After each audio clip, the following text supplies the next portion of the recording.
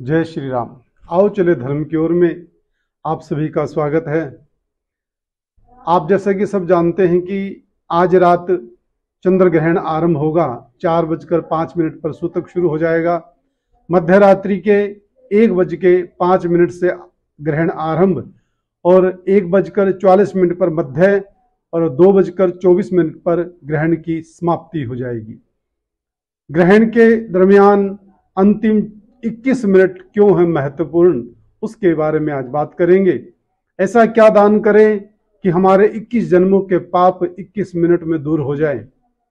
क्योंकि ग्रहण का विषय ऐसा है कि हर महीने तो यह आता नहीं, कभी कभार आता है तो कुछ न कुछ तो विशेष रहा ही होगा। इसी ग्रहण के मध्य मंत्र का जाप करके, भगवान का नाम संकीर्तन करके, नाम का जाप करके और विशेष वस्तुओं का दान करके आप अपने कष्टों से निवृत्त हो सकते हैं। आइए जानते हैं उन विषयों के बारे में। उससे पहले भगवान के चरणों में नमन करते हुए आगे बढ़ेंगे। नीलांबुज श्यामल कोमलांगम सीता समारोपित वाम भागम पाणो महासायक चारु चापम नमामि रामं रघुवंशनाथम। जय श्रीनाथ। आज शाम को 4:05 पे चंद्र ग्रहण का सूतक आरंभ होने जा रहा है। मध्य रात्रि में 1:05 पे ग्रहण की अवधि आरंभ हो जाएगी। 1:44 पे ग्रहण का मध्य होगा और 2:24 पे ग्रहण की समाप्ति हो जाएगी। अंतिम जो 20 से 21 मिनट का जो समय है वो हमारे लिए बहुत ज्यादा महत्वपूर्ण है। ऐसा क्या है उस घड़ी में, उस 21 मिनट में कि हमारे 21 जन्मों के पाप दूर हो सकते हैं। कारण यह है कि देखिए, ग्रहण कोई हर महीने आने वाला प्रकरण नहीं है।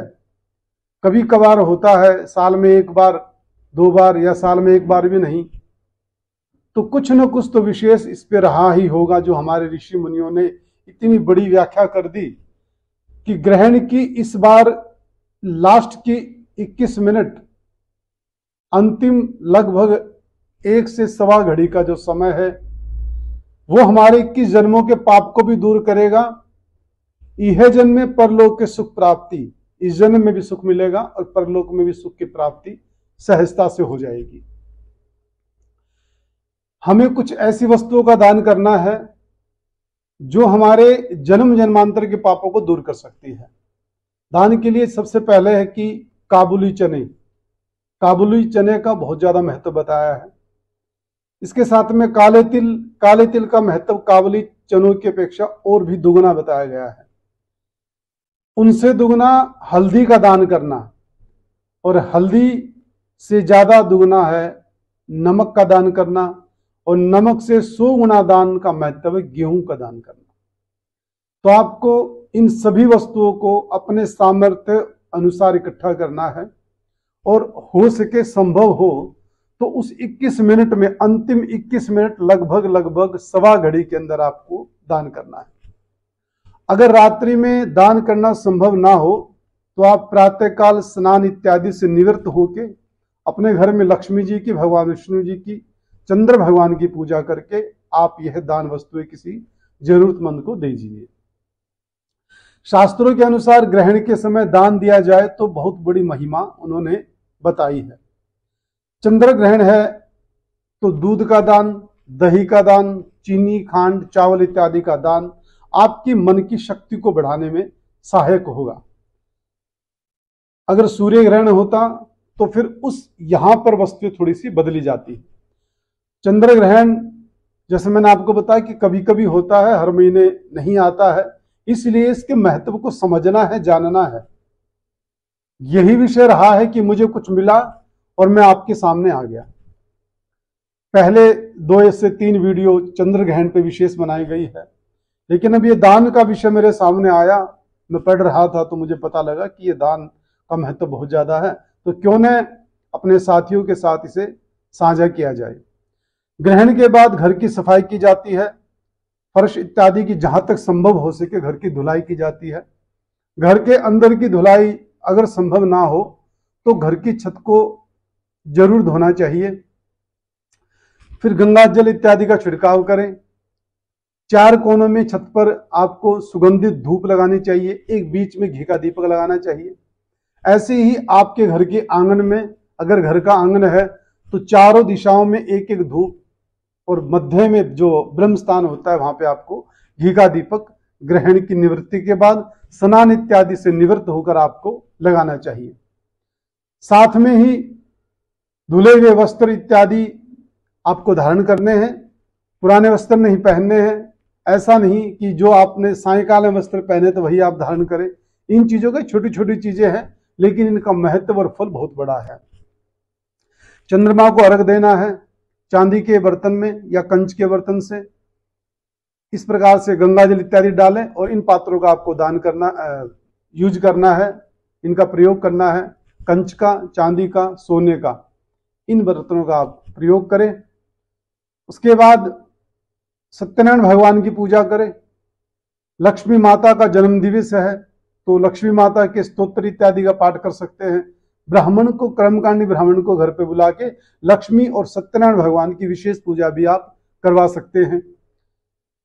और इसी के साथ आपको जो दान की वस्तुएं, अगर आपने रात्रि में दान नहीं दिया है तो उसके बाद उनको अलग से निकाल के उसका संकल्प इत्यादि नाम गोत्र बोल के उसका संकल्प करें। अगर किसी को अपना गोत्र स्मरण नहीं है, गोत्र नहीं पता है, तो कश्यप गोत्र का उच्चारण करें और फिर इन चीजों का दान करें। नाम, अपना नाम, बच्चों का नाम, परिवार के सदस्यों को याद करते हुए इन सब वस्तुओं का दान आपको करना चाहिए।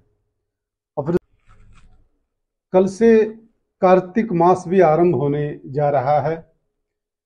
जिस प्रकार से अन्य कथाओं का अपना अपना विशेष महत्व है, उसी प्रकार से भगवान श्री कृष्ण के कहे अनुसार कि 12 महीनों में मुझे कार्तिक मास सबसे ज्यादा प्रिय है।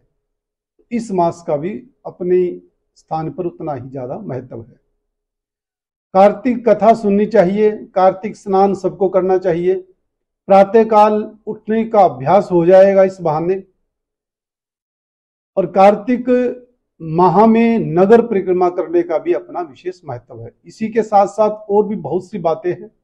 कार्तिक महीने में क्या करना चाहिए, क्या नहीं करना चाहिए, किस भगवान की पूजा करनी चाहिए, ये सब आपको अगली वीडियो में बताएंगे।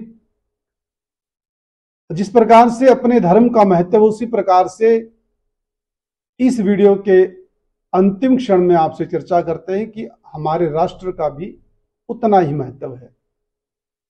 जैसे कि मातृ देवो भव, पितृ देवो भव, अतिथि देवो भव, और इन सबसे बढ़ के है राष्ट्र देवो भव। किसी ने प्रश्न किया कि एक तरफ राम और एक तरफ राष्ट्र, तो इसमें आप किसको पहले प्रणाम करेंगे, किसका चयन करेंगे? तो साफ और स्पष्ट बात है, क्लियर बात है कि राष्ट्र देवो भव है। पहले हमें राष्ट्र को प्रणाम करना चाहिए, फिर राम को प्रणाम करना चाहिए। ये राम का संकेत है। रा से राष्ट्र, मैं से मंगल। भगवान राम भी धरती पे आए तो राष्ट्र का मंगल करने के लिए आए, अर्थात कि राष्ट्र को बड़ा करने के लिए आए। भगवान राम ने भी राष्ट्र की महिमा को गाया है। अपने वचन का पालन भगवान ने किया है। भगवान धरती पे आए तो वो भी भारत माता की गोद में खेले थे। भारत को उन्होंने अपनी माता जाना है। अपनी, जिस प्रकार से माता कौशल्या जननी माता है, उसी प्रकार से भारत माता उनकी पोषण करने वाली माता है, पालनहारी है। तो राम से बड़ी राम की माता, तो इस कथन के अनुसार भी राष्ट्र बड़े हैं राम से। तो हमें पहले राष्ट्र को प्रणाम करना चाहिए, फिर राम को प्रणाम करना चाहिए। और इन्हीं शब्दों के साथ अपनी वाणी को विराम देता हूं और नई वीडियो के साथ में जल्दी ही आपसे मुलाकात होगी। विषय रहेगा कार्तिक मास में क्या करना चाहिए, क्या नहीं करना चाहिए, और क्या महत्व हमारे ऋषि मुनियों ने कार्तिक मास का बताया है। जय मां भारती, जय श्री राम।